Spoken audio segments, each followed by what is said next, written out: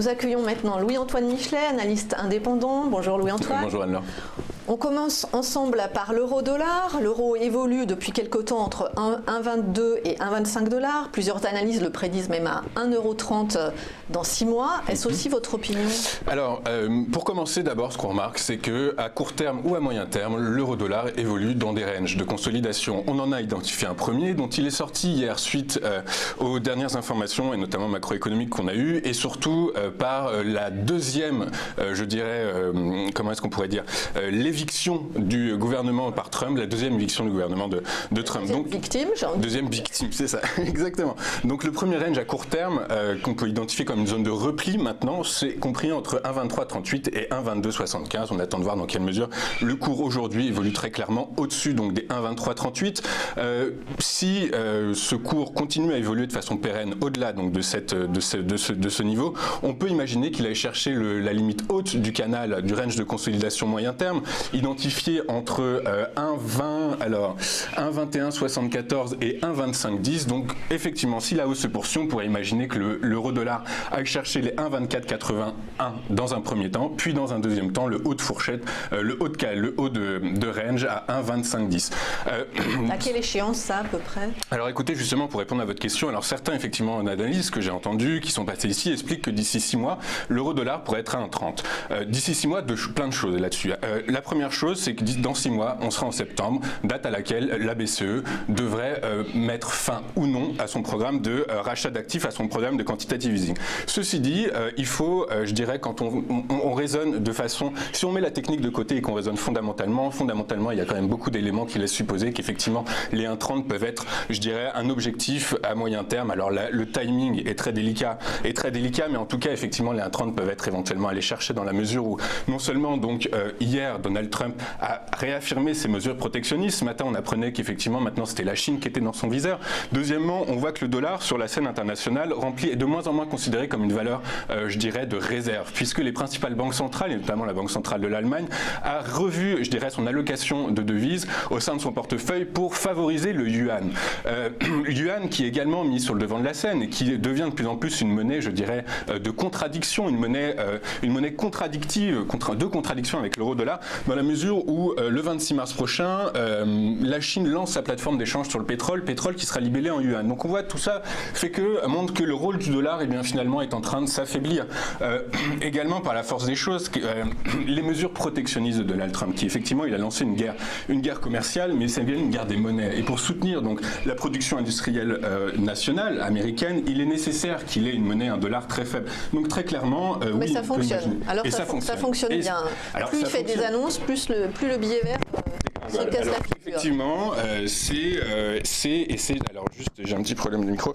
C'est effectivement, je dirais que c'est assez, c'est nouveau et c'est intéressant et très intéressant à analyser dans la mesure où finalement les données macroéconomiques, les données macroéconomiques auxquelles on a affaire n'ont finalement très peu d'impact sur l'évolution de la paire euro-dollar. Seul, et c'est éventuellement le point contraire qui pourrait militer pour un retour au contraire de l'euro-dollar dans un range de long terme compris entre 1,20 et 1,22, c'est finalement la notion d'inflation. Dans la mesure où même si Mario Draghi, la mission de la BCE n'est pas justement de travailler l'évolution de la paire euro-dollar, mais justement de travailler la stabilité des prix, on pourrait imaginer, puisque toutes les prévisions d'inflation pour la zone euro sont en train d'être revues à la baisse. On voit également, puisque quand l'euro se renforce face au dollar, on a deux conséquences. Une première sur les niveaux d'inflation, l'inflation recule de moins 1 point. Sur les niveaux de croissance des entreprises, quand l'euro-dollar prend 10% sur un an, eh bien certains analystes, certains économistes expliquent que l'impact à la baisse sur les taux de croissance des entreprises est de 0,5% entre 1,25 et 1,30. Au-delà de 1,30, certains analystes expliquent même que l'impact serait de moins 0,8 sur un an. Oui, donc c'est extrêmement important. Donc qu'est-ce que ça explique? Ça explique aussi également si... Qu'est-ce que ça explique? Ça peut également expliquer un problème au niveau, je dirais, des exportations, des importations. On retourne au fait sur l'inflation, c'est-à-dire que finalement, par la force des choses, un euro fort va faire en sorte, va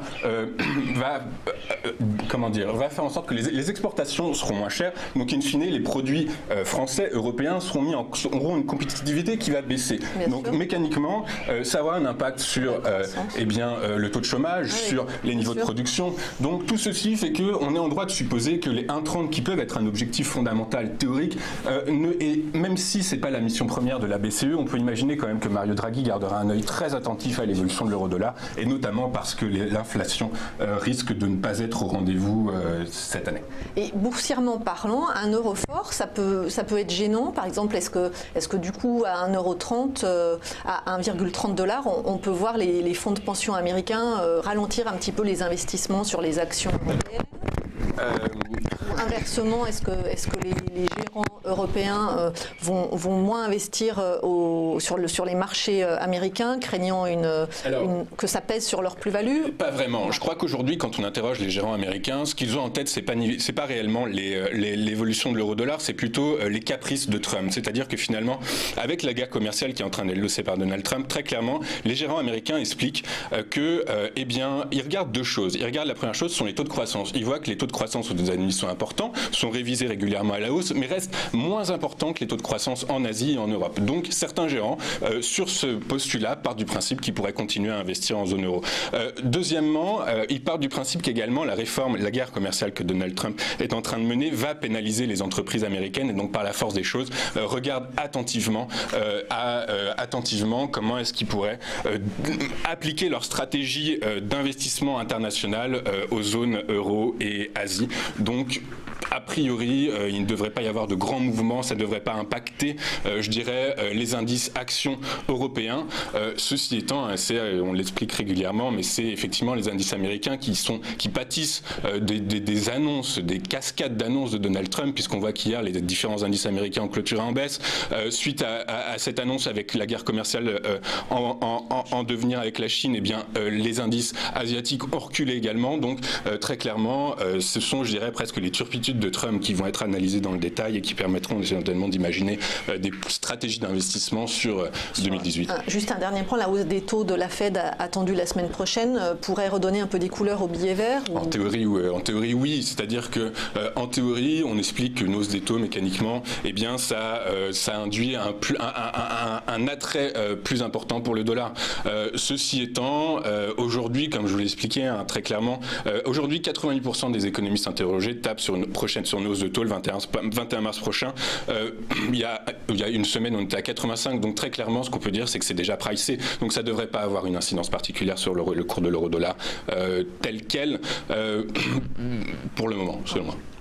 On passe maintenant au pétrole, au brut léger américain WTI. Alors l'OPEP et l'Agence internationale de l'énergie publient aujourd'hui leur rapport mensuel. À quoi faut-il s'attendre ? Alors, donc l'AIE a publié hier son rapport mensuel et nous explique que, eh bien, alors il y a beaucoup de choses qui sont intéressantes. Non seulement elle nous explique que la production américaine va augmenter, c'est-à-dire qu'elle est passée en moyenne à, on va dire, 9,7 je crois millions de barils par jour en 2017. En 2018, l'agence estime que la production tournera aux alentours de 10,7, voilà c'est ça, 10,7 millions de barils par jour. 2019, 11,3. Donc très clairement, le pétrole de schiste américain va inonder les marchés. Donc en théorie, ça pourrait avoir un impact à la baisse sur le cours du WTI et le cours du Brent. Ceci également dans les prédictions, je dirais la prospective faite par l'AIE, elle estime que le cours du WTI, le cours du Brent devrait se stabiliser aux alentours de 62 $, et elle estime que le WTI se stabiliserait aux alentours de 58 $. Très clairement, techniquement, qu'est-ce qu'on voit? Eh bien que effectivement à court terme, le WTI est en train de rentrer dans un range plutôt baissier, ce qui explique que, eh bien, on a identifié un point pivot à 60,76 $.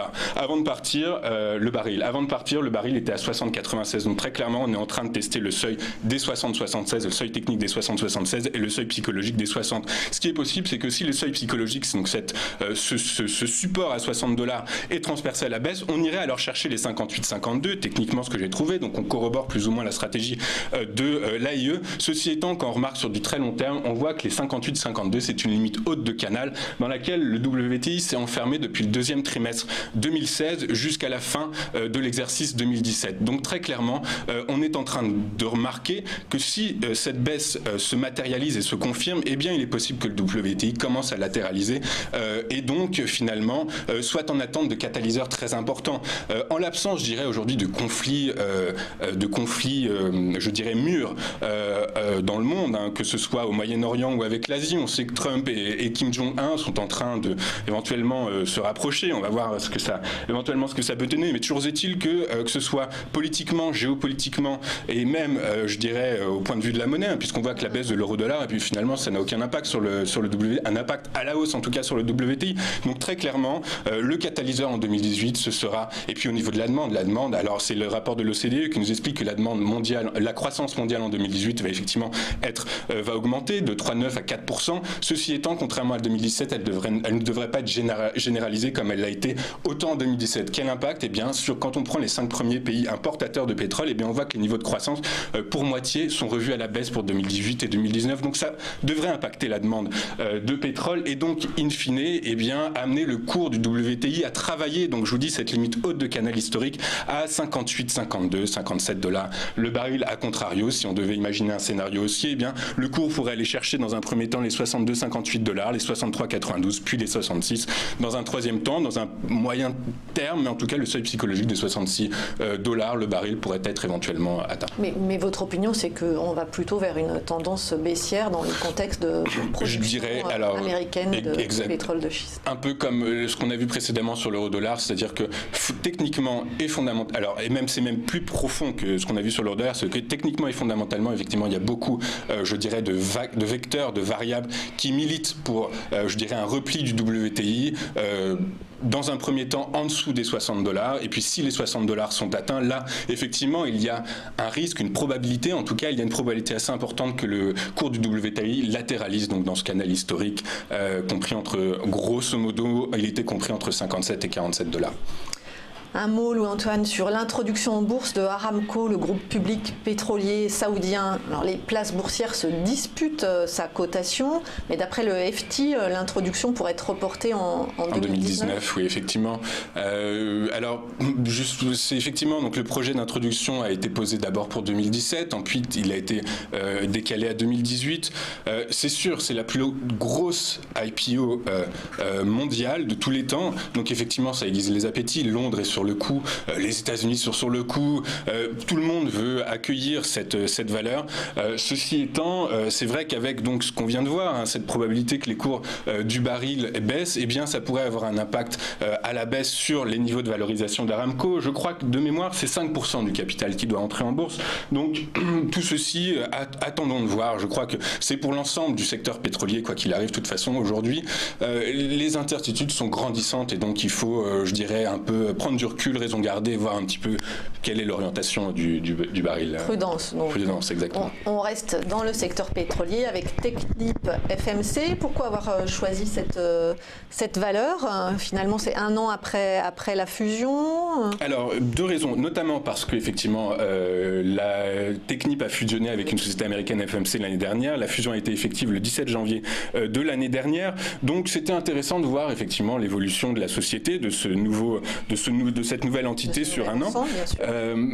Et aussi parce que Technip, avec CGG, c'est une des parapétrolières françaises qui a le plus pâti de la baisse du dollar entre 2014 et 2016. Donc il aurait été intéressant de voir comment est-ce que Technip arrivait ou non à mettre en place, je dirais, des mesures de restructuration suffisamment pertinentes pour pouvoir soutenir son cours. Aujourd'hui, donc Technip FMC a publié en février. Quand on compare les chiffres en pro forma 2016, les chiffres 2007 au pro format 2016, effectivement, ils sont pas bons. Le chiffre d'affaires recule, les marges reculent. Le résultat de 70%. Le résultat net plonge de 70%. Donc, effectivement, d'un point de vue, je dirais, à la lecture du PNL, du compte de résultat, effectivement, c'est pas très bon. Quand on regarde la structure bilancielle, au contraire, on peut essayer d'imaginer, de voir que c'est peut-être un peu plus intéressant quant à la formation de flux de trésorerie. Effectivement, les flux de trésorerie sont en baisse, mais ils restent quand même très positifs. Donc, ça permet à la société, pour 2018, d'annoncer, alors certes, un chiffre d'affaires en légère baisse, mais surtout des niveaux de marge assez intéressants. Et également, cette génération de cash flow va permettre à la société en fait de distribuer des dividendes en 2018. Donc très clairement, on pourrait éventuellement se positionner sur cette valeur puisque c'est une valeur de rendement. Ceci étant, il est nécessaire de remarquer que le cours de Technip est fortement corrélé à l'évolution du Brent ou du WTI. Et donc dans les prévisions qu'on a fait, en théorie, Technip devrait peut-être initier, même si à court terme le mouvement reste haussier, mais je dirais qu'à court moyen terme, on peut éventuellement imaginer, je dirais, un repli du cours vers les 24,56, voire dans un même temps les 23,03. Et si vraiment cette tendance baissière est forte, se confirme et pérenne, auquel cas on pourra aller chercher les 20,91 euros le titre. A contrario, dans un mouvement haussier, eh bien, on pourra aller chercher les 26,47, puis les 27,52 et enfin les 28,72 euros le titre. Merci beaucoup Louis-Antoine Michelet, analyste indépendant.